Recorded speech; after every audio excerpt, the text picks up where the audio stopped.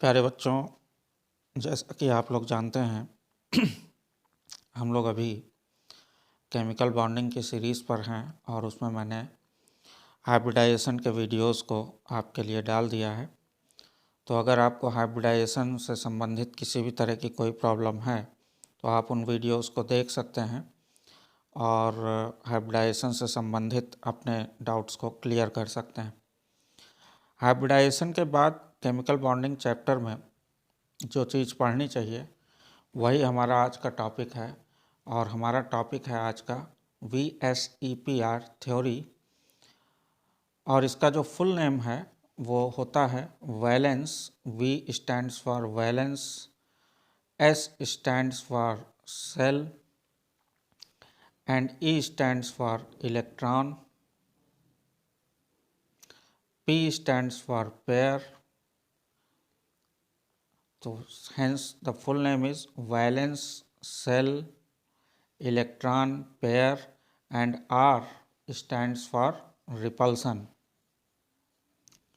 Valence, shell, electron, pair, repulsion theory, ये इस theory का फुल नेम है। तो पहले हम इस थ्योरी के जो कुछ इम्पॉर्टेंट पॉइंट्स हैं उनको डिस्कस कर लेते हैं कि ये थ्योरी वास्तव में बताती क्या है हमें। तो प्यारे बच्चों, जो पहला पॉइंट ये थ्योरी बताती है हमें वो ये है कि हाइब्रिडाइजेशन से हमें किसी भी मॉलिक्यूल की जियोमेट्री का पता चलता है और VSEPR थ्योरी से हमें exact shape of the molecule का पता चलता है। So the first point we need to note is कि हाइब्रिडाइजेशन हमको क्या बताता है। Hybridisation tells us about geometry and this VSEPR theory tells us about exact shape। किस बारे में बताता है? It tells us about exact shape। अब सवाल ये उठता है कि बस ये जियोमेट्री और शेप के बीच में डिफरेंस क्या है ना। तो इसके डिफरेंस को अगर हमें समझना हो तो जियोमेट्री बच्चों बेसिकली बॉन्ड पेयर और लोन पेयर जो सेंट्रल एटम के अराउंड होते हैं उन्हीं का अरेंजमेंट होता है। सो जियोमेट्री क्या होती है? This is arrangement of bond pair and lone pair around central atom. CA का मतलब यहाँ हो गया सेंट्रल एटम। और जो शेप होता है बच्चों, शेप, इस शेप का मतलब होता है arrangement of atoms, arrangement of atoms, या सीधे शब्दों में कहें तो केवल bond pairs around central atom. यानी जियोमेट्री में हमें बॉन्ड पेयर और लोन पेयर दोनों को देखना है और शेप के लिए हमें सिर्फ और सिर्फ बॉन्ड पेयर को देखना है। कैसे करेंगे ये मैं आपको एक एग्जांपल से समझाता हूँ। आप 3 मॉलिक्यूल कंसीडर कीजिए। सपोज़ मेरे पास एक मीथेन का मॉलिक्यूल है, एक अमोनिया का मॉलिक्यूल है और एक वाटर का मॉलिक्यूल है। मैंने आपको हाइब्रिडाइजेशन की ट्रिक सिखा दी है। उस ट्रिक से आप इस कंक्लूज़न पर पहुंचेंगे कि CH4 में भी हाइब्रिडाइजेशन आपका sp3 होता है, अमोनिया में भी हाइब्रिडाइजेशन हमारा sp3 होता है और H2O में भी हमारा हाइब्रिडाइजेशन sp3 होता है। तो प्यारे बच्चों, अगर हम जियोमेट्री की बात करेंगे तो जियोमेट्री तो सिर्फ और सिर्फ हाइब्रिडाइजेशन पर डिपेंड करती है ना। हाइब्रिडाइजेशन जियोमेट्री को बताएगा आपको पूरी तरह से सही। तो जियोमेट्री इन तीनों ही केसेस में हमारी हो जाएगी टेट्राहेड्रल, क्योंकि sp3 में कैसी जियोमेट्री होती है? टेट्राहेड्रल। तो इन तीनों ही केसेस में हमारी जियोमेट्री हो जाएगी टेट्राहेड्रल। लेकिन अब अगर शेप की बात करें तो शेप में आइए आप, तो शेप में आप देखोगे कि CH4 मॉलिक्यूल में एक सेंट्रल एटम है आपका कार्बन, इसमें किसी तरह का कोई लोन पेयर नहीं है। तो जब कोई लोन पेयर नहीं है तो इसका शेप भी हो जाएगा टेट्राहेड्रल। अमोनिया के केस में आइए तो प्यारे बच्चों, अमोनिया में आप देखते हो ये कुछ इस तरह का अरेंजमेंट होता है। ये 3 हाइड्रोजन एटम है और ये एक लोन पेयर होता है। तो शेप के लिए हमें करना क्या है, हमें सिर्फ लोन पेयर को कंसीडर नहीं करना है। ध्यान से देखिए, जो सिंगल लाइनर मैं आपको लिखा रहा हूँ, geometry means arrangement of bond pair and lone pair around central atom. यानी जब हम जियोमेट्री देखेंगे तो जियोमेट्री देखने के लिए हमें बॉन्ड पेयर लोन पेयर दोनों को देखना पड़ेगा। बॉन्ड पेयर से सीधा मतलब ये जो नाइट्रोजन हाइड्रोजन के साथ बॉन्ड बना रहा है, ये नाइट्रोजन इस हाइड्रोजन के साथ बॉन्ड बना रहा है और ये नाइट्रोजन इस हाइड्रोजन के साथ बॉन्ड बना रहा है। तो जियोमेट्री के लिए हमें बॉन्ड पेयर और ये लोन पेयर दोनों को साथ में देखना है। तो जब दोनों को साथ में देखते हैं तो हमें जियोमेट्री मिलती है, वो हमारी टेट्राहेड्रल आई है। लेकिन जब शेप देखेंगे तो शेप के लिए हमें सिर्फ बॉन्ड पेयर को देखना है प्यारे बच्चों, यानी लोन पेयर को नहीं देखना है। तो करेंगे क्या, आप इस लोन पेयर को ऐसे छुपा दीजिए। कैसे छुपा दें, ऐसे, ये लोन पेयर को मैंने छिपा दिया। अब जरा आप देखने की कोशिश कीजिए, अब क्या अमोनिया का मॉलिक्यूल आपको टेट्राहेड्रल दिख रहा है? नहीं, ये हमें टेट्राहेड्रल नहीं दिख रहा। अब ये हमें कैसे दिख रहा है, अब ये हमें पिरामिड की तरह से दिख रहा है। तो इस तरह से अमोनिया का जो शेप हो जाएगा प्यारे बच्चों, ये हो जाएगा पिरामिडल। बात समझ में आ रही? इसी तरह से आगे बढ़िए, वाटर मॉलिक्यूल को कंसीडर कीजिए। वाटर मॉलिक्यूल में भी सेंट्रल एटम आपका ऑक्सीजन है, हाइब्रिडाइजेशन sp3 है और जियोमेट्री टेट्राहेड्रल है। अब जरा इसका शेप देख लेते हैं। प्यारे बच्चों, वाटर मॉलिक्यूल को जब आप देखोगे तो वाटर मॉलिक्यूल में आपका जो जियोमेट्री होगी, ये सेंट्रल एटम ऑक्सीजन हो गया, ये हाइड्रोजन हो गया, ये हाइड्रोजन हो गया और एक ये लोन पेयर यहाँ आ गया और दूसरा लोन पेयर यहाँ आ गया। वाटर मॉलिक्यूल में सेंट्रल एटम आपका ऑक्सीजन है और इसमें आपके 2 लोन पेयर होते हैं। तो ये 2 लोन पेयर हैं। अब जरा इसका जियोमेट्री आप देखिए तो जियोमेट्री इसका टेट्राहेड्रल आ रहा है।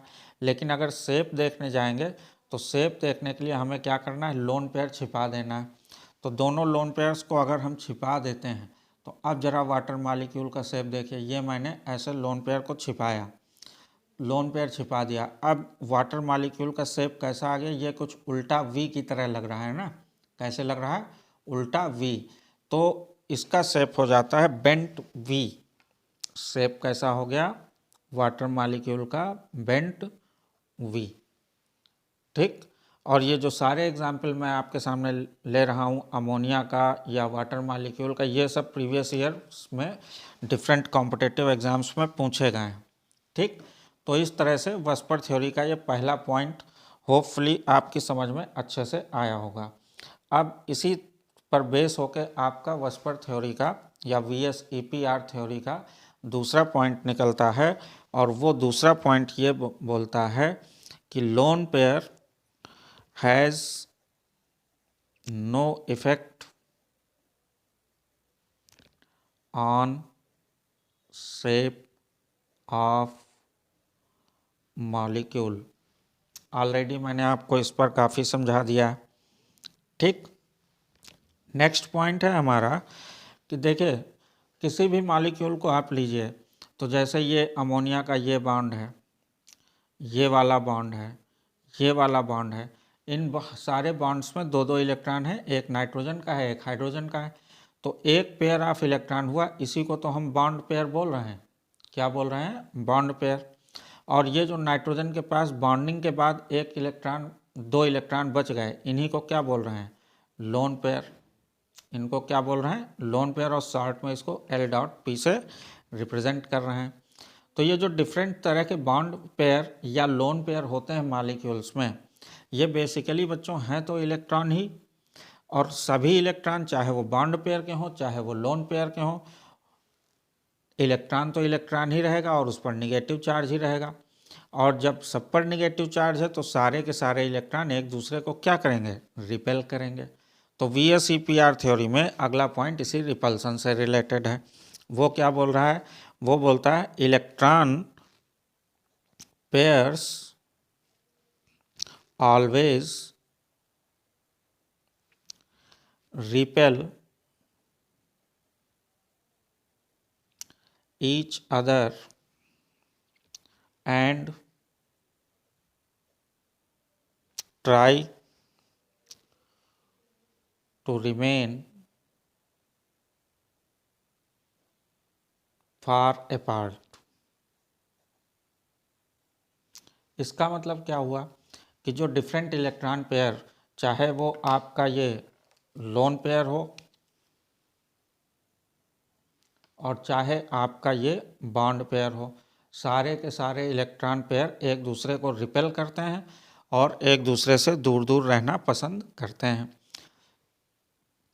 ठीक है। अब जब रिपल्सन होगा तो रिपल्सन अलग अलग तरह का हो सकता है। जैसे सपोज करिए आपके पास सिर्फ लोन पेयर और लोन पेयर का रिपल्सन हो, लोन पेयर रिपल्सन हो सकता है। आपके पास लोन पेयर और बॉन्ड पेयर का रिपल्सन हो सकता है आपके पास किसी मॉलिक्यूल में केवल बॉन्ड पेयर और बॉन्ड पेयर का रिपल्सन हो। तो इनका ऑर्डर क्या होता है, सबसे ज़्यादा बच्चों तगड़ा रिपल्सन होता है लोन पेयर का रिपल्सन। उसके बाद आपका थोड़ी सी कम तीव्रता या इंटेंसिटी का होता है lone pair bond pair repulsion, और बॉन्ड पेयर रिपल्सन सबसे कम होता है, मतलब उसकी इंटेंसिटी सबसे कम होती है। ठीक है। अब जब ये एक दूसरे को रिपेल करते हैं तो उसका असर क्या पड़ता है उसका असर क्या होगा। देखिए नॉर्मली जैसे लोन पेयर और लोन पेयर का रिपल्सन है, यहाँ पर वाटर मॉलिक्यूल के स्ट्रक्चर को देखिए तो यहाँ लोन पेयर रिपल्सन का केस है। देखिए एक लोन पेयर ये, दूसरा लोन पेयर ये, तो लोन पेयर रिपल्सन सबसे ज़्यादा होगा। ठीक है। तो ये इस बॉन्ड पेयर को इधर की तरफ रिपेल करेगा और ये वाला लोन पेयर इसको इधर की तरफ रिपेल करेगा। ये वाला लोन पेयर इस बॉन्ड पेयर को रिपेल करेगा ऊपर की तरफ, और ये वाला लोन पेयर इस बॉन्ड पेयर को रिपेल करेगा नीचे की तरफ, जिसकी वजह से इसका शेप बेंट वी की तरह से हो जाता है। दूसरा असर क्या पड़ता है, नॉर्मली ऐसा देखा जाता है कि एक लोन पेयर की प्रेजेंस से आपका जो बॉन्ड एंगल आता है, बॉन्ड एंगल आपका आता है वो लगभग 2 डिग्री तक कम हो जाता है। लगभग बोल रहा हूँ, 100% सही नहीं है ये बात। कितने डिग्री की कमी आती है, 2 डिग्री की बॉन्ड एंगल में कमी आ जाती है। तो अगर बॉन्ड एंगल यहाँ वाटर मॉलिक्यूल के केस में आप देखोगे तो sp3 हाइब्रिडाइजेशन में बॉन्ड एंगल हमारा होता है नॉर्मली 109 डिग्री। कितना होता है, 109 डिग्री। तो 2 लोन पेयर की प्रेजेंस से बॉन्ड एंगल कितना रह जाएगा, यहाँ एक लोन पेयर पे 2 डिग्री तो 2 लोन पेयर पे 4 डिग्री। तो यहाँ वाटर के केस में बॉन्ड एंगल हो जाएगा आपका लगभग 105 degree.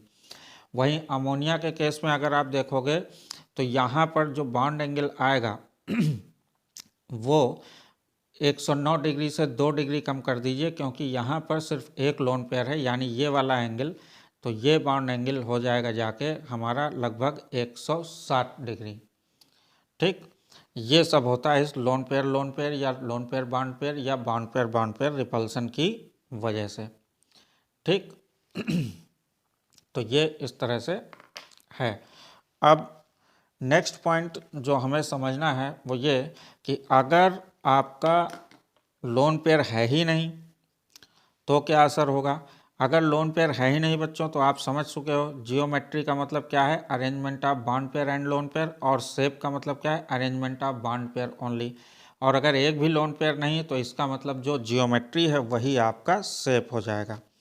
So if lone pair is equal to zero, if lone pair is equal to 0, this implies that geometry is equal to shape। अगर आपका लोन पेयर एक भी नहीं है तो इसका सीधा सा मतलब है कि जियोमेट्री और शेप दोनों सेम चीज़ें हैं।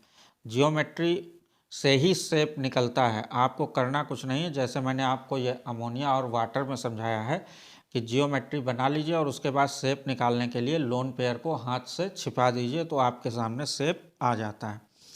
और इसके बाद लोन पेयर अगर आपके if lone pair is not equal to zero, तब फिर आप इसका मतलब है कि geometry and shape are different. अगर लोन पेयर ज़ीरो नहीं है तो इसका मतलब जियोमेट्री और शेप अलग अलग हैं। तो ये पूरी मेन बातें हैं बच्चों आपकी VSEPR थ्योरी की। होपफुली आप लोगों ने कॉन्सेप्ट को अच्छे से समझा होगा, कॉन्सेप्ट आपको समझ में आया होगा। अगर आपके लिए ये वीडियो यूज़फुल है तो इसे लाइक कीजिए, चैनल को सब्सक्राइब कीजिए और सारे सोशल मीडिया प्लेटफॉर्म्स पर इसको अपने दोस्तों के साथ शेयर कीजिए ताकि ये वीडियो सभी ज़रूरतमंद बच्चों तक पहुंच सके। Thank you very much.